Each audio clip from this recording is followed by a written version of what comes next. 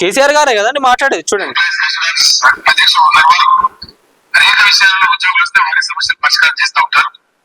చాలా ఈ మధ్య కూడా కొంతమందికి పరిష్కారం చేసినారు. హోంగార్డుల జీతాలు పెంచిన దానిలో కూడా వారు చాలా పాత్ర వహించినారు.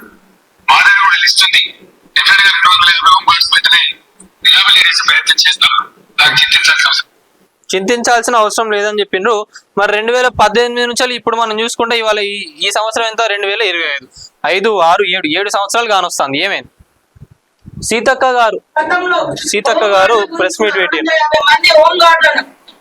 తీసుకుంటాం, వాళ్ళకి న్యాయం చేస్తామని 2018 అసెంబ్లీలో సాక్షిగా హామీ ఇచ్చినటువంటి హామీని కూడా ముఖ్యమంత్రి గారు మరి పట్టించుకోవడం లేదు. ఇట్లాంటి అనేక